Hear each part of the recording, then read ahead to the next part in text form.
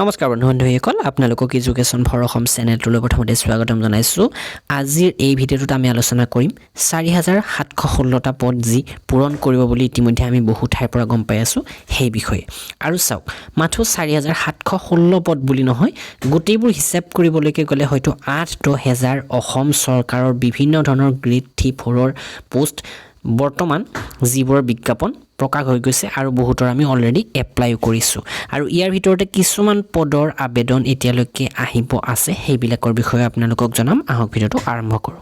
আৰু আগন্তুক এইবিলাক পৰীক্ষাৰ কাৰণে বিশেষকৈ গ্ৰেড 4ৰ কাৰণে আপোনালোকে এইখন কিতাপ কিনিব পাৰে মাথো 55 টকা, য'ত গ্ৰেড 4ৰ পূৰ্বৰ প্ৰশ্ন কাকত আৰু জিকে ৰিজনিং এইবিলাক পাব। ৪,০০০ মুঠ প্ৰশ্ন উত্তৰ আছে। আৰু গ্ৰেড 3 এক্সামৰ কাৰণে PNRD ট্ৰেন্সপৰ্ট এইবিলাকৰ কাৰণে আমাৰ এইখন কিনিব ৮,০০০ প্ৰশ্ন উত্তৰ আছে, 100 টকা। ডেছক্ৰিপশ্যনত লিংক আছে। PDF ফাইলটো আপোনালোকে কিনিব পাৰিব। ইয়াৰ কোনো হাৰ্ড কপি প্ৰভাইড কৰা নহয়, অনলাইন পে' কৰি আপোনালোকে ডাইৰেক্ট ডাউনলোড কৰিব পাৰিব। তো প্ৰথমতে কথাটো হৈছে ইয়াতে যিবিলাক পদৰ পূৰণ কৰা হ'ব বুলি কোৱা হৈছে সেইবিলাক পদৰ পূৰণ সোনকালে কৰিব লাগিব। চৰকাৰৰ এইটো ডাঙৰ কাম হ'ব এই পদবিলাক পূৰণ কৰাৰ ক্ষেত্ৰত।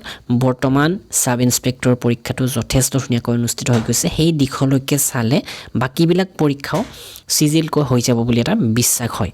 আৰু যদি আমি ভালদৰে চাবলৈকে যাওঁ, ইলেকশ্যনৰ আগতে এই সকলোবিলাক পৰীক্ষাৰ এক্সাম পাতি নিযুক্তি দিয়াটো সম্ভৱপৰ নহ'ব যেন লাগে।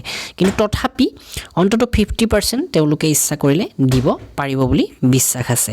তো যিখিনিৰ কাৰণে যদি চৰকাৰে এক্সাম অনুষ্ঠিত কৰে কম দিনৰ ভিতৰত কৰিব, আৰু সেইবাবে আপোনালোকে সকলোৱে এক্সাম অনুষ্ঠিত কৰিব বুলিয়েই পঢ়ি গৈ থকাটো ভাল কথা, বা আপোনালোকৰ প্ৰিপাৰেশ্যন বজাই ৰখাটো ভাল কথা। তো এই ক্ষেত্ৰত নিউজ চেনেলবিলাকে যিটো নিউজ দিছে ৪,৭১৬ পদৰ পূৰণ কম দিনৰ ভিতৰত হ'ব বুলি, তাৰে ওপৰত এটি বিশ্লেষণ মই ইয়াতে আপোনালোকক আগবঢ়াব বিচাৰিছোঁ। তেওঁলোকে ৪,৭১৬ বুলি কৈছে, কিন্তু তাতকৈ বেছি পদৰ পূৰণৰ কাৰণে হয়তো অসম চৰকাৰে ইতিমধ্যে বিজ্ঞাপন প্ৰকাশ কৰিছিলে। কিন্তু তেওঁলোকে যিহেতু কৈছে, তো আশা কৰোঁ ৪,৭১৬টা পদ নিশ্চয় সোনকালে পূৰণ কৰিব। ইয়াৰ মাজতে কিছুমান পদৰ বিষয়ে তেওঁলোকে কৈছে যিবিলাক পদৰ এতিয়ালৈকে অনলাইন আবেদন বা এডভাৰটাইজমেণ্ট প্ৰকাশ পোৱা নাই। তো যদি কোনোবাই এপ্লাই কৰা নাই সেইবিলাক পদৰ কাৰণেও কম দিনৰ ভিতৰত এপ্লাই কৰিব পাব বুলি এটা আশা ৰাখিব পাৰি। তাৰে ভিতৰত এটা আছে ভূমি সংৰক্ষণ বিভাগ। এই বিভাগটোত 147টা পদ মুকলি হ'ব বুলি নিউজ চেনেল কিছুমানে ইতিমধ্যে কৈছে।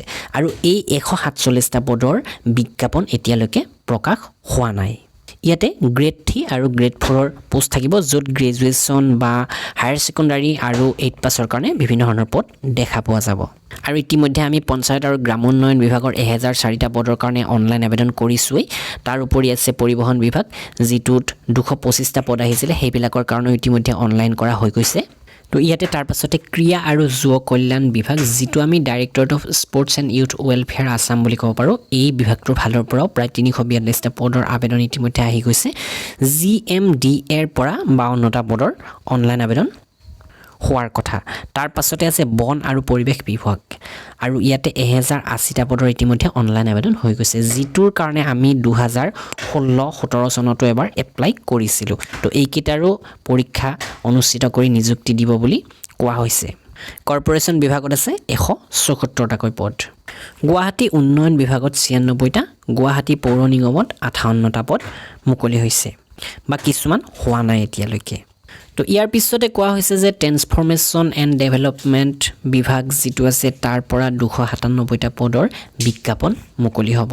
তাৰোপৰি পৰ্যটন বিভাগৰ পৰাও আহিব 30টাকৈ নতুন পদ। স্কিল এমপ্লয়মেণ্ট আৰু এণ্টাৰপ্ৰেনিয়ৰশ্বিপ বিভাগ যিটো, তাৰ পৰা 500টা পদ। আৰু এইকেইটাৰ কাৰণে আমি ইতিমধ্যে এপ্লাই কৰিছোঁ। DECTৰ ফালৰ পৰা অহা যিকেইটা পদ সেইকেইটাৰ কথা ইয়াতে কোৱা হৈছে। উদ্যোগ আৰু বাণিজ্য বিভাগৰ 131টা পদৰ কাৰণে এপ্লাই কৰা হৈ গৈছে। আবকাৰী বিভাগৰ 239টা পদৰ কাৰণেও ইতিমধ্যে আমি এপ্লাই কৰিছোঁ। তাৰপাছত উচ্চ শিক্ষা বিভাগত আছিলে 15টা, আৰু প্ৰিণ্টিং এণ্ড ষ্টেচনাৰীত 9টা পদৰ কাৰণে ইতিমধ্যে আমি অনলাইন কৰিছোঁ। তথ্য আৰু জনসংযোগ বিভাগত মাথো 8টা, আৰু সমাজ কল্যাণ বিভাগত 138টা নতুন পদ কম দিনৰ ভিতৰত আহিব পাৰে। তাৰ পাছতে আহিব পাৰে অন্যান্য পিছপৰা আৰু ভৈয়াম জনজাতি কল্যাণ যিটো বিভাগ আছে, সেই বিভাগৰ পৰা 130টা নতুন গ্ৰেড 3 আৰু গ্ৰেড 4ৰ পোষ্ট। তো আপোনালোকে এইবিলাক এক্সামৰ কাৰণে অসম জিকেৰ আমাৰ এই বুকখন কিন্তু কিনি ল'ব। তো ইয়াতে 1000 অসম জিকে, য'ত অসম বুৰঞ্জী জিকে আদি কৰি বিভিন্ন তথ্য আছে, মাথো 30 টকাতে পাব। ডেছক্ৰিপশ্যনৰ লিংকৰ পৰা অথবা education for assam.stores.instamojo.com পৰা আপোনালোকে এইখনৰ PDF ফাইলটো কিনি ল'ব পাৰে। আৰু সকলোৱে ৰেগুলাৰ প্ৰশ্ন কৰি থকা এডভাৰটাইজমেণ্টটো হৈছে এগ্ৰিকালচাৰ ডিপাৰ্টমেণ্ট ইয়াৰ পৰা 955টা পদ মুকলি হ'ব বুলি মন্ত্ৰীজনাই কৈছিলে আগষ্ট মাহৰ ভিতৰতে অহাৰ কথা আছিলে কিন্তু এতিয়ালৈকে এই পদবিলাক মুকলি কৰি দিয়া হোৱা নাই বা বিজ্ঞাপনটো প্ৰকাশ কৰা নাই হয়তো ডিসেম্বৰ মাহৰ প্ৰথম সপ্তাহত এই বিজ্ঞাপনটো প্ৰকাশ পাব পাৰে অথবা নাপাব পাৰে এইটো তেওঁলোকৰ কথা কিন্তু যিহেতু কোৱা হৈছে সেইকাৰণে এইটো প্ৰকাশ পাব বুলি আমি আশা কৰিছোঁ য'ত হায়াৰ সেকেন্ডাৰী পাছৰ কাৰণে যথেষ্টখিনি পোষ্ট থাকিব আৰু ল'ৰা ছোৱালী সকলোৱে ইয়াতে এপ্লাই কৰিব পাৰিব আৰু ইতিমধ্যে কোৱা হৈছিল যে কি পদ আহিব আৰু সেই সকলোবিলাক পদৰ কাৰণে কি শিক্ষাগত অৰ্হতা লাগিব সেই বিষয়ে আমি আপোনালোকক সংক্ষিপ্তকৈ আমাৰ ৱেবছাইট assamjobsnews.in ত জনাইছিলোঁ তো আপোনালোকে যদি চোৱা নাই এতিয়ালৈকে চাই ল'ব আৰু ৰেগুলাৰ ভিজিট কৰি থাকিব জব আপডেটবিলাক আহিলে আপোনালোকে ইয়াতে লাভ কৰিব তো আমি প্ৰায়বিলাক বিজ্ঞাপন slprbassam.in ৰ ফালৰ পৰা ইতিমধ্যে পাইছোঁ DECT হওক DTE হওক এক্সাইজ ডিপাৰ্টমেণ্ট হওক সকলোবিলাক আমি এই ৱেবছাইটটোৰ পৰাই লাভ কৰিছোঁ যিটো অসমৰ এইটো এটা ৰিক্ৰুটমেণ্ট বৰ্ড হয় আৰু তাৰ পাছতে ইয়াৰ উপৰি অন্য কিছুমান পদ সেক্ৰেটাৰিয়েট বা অন্যান্য পদবিলাকৰ বিষয়ে আমি বেলেগ ঠাইৰ পৰা পাইছোঁ এই সকলোবিলাকৰ এক্সাম অন্তত 50%ৰ এক্সাম অনুষ্ঠিত কৰিব কম দিনৰ ভিতৰত আপোনালোকে সেইটো বিশ্বাস ৰাখক আৰু নতুন বিজ্ঞাপনো কম দিনৰ ভিতৰত আহি যাব তো ভিডিঅ'টো লাইক কৰিব শ্বেয়াৰ কৰিব আৰু আপোনালোকৰ মতামত এই ক্ষেত্ৰত নিশ্চয় কমেণ্ট কৰি জনাব ধন্যবাদ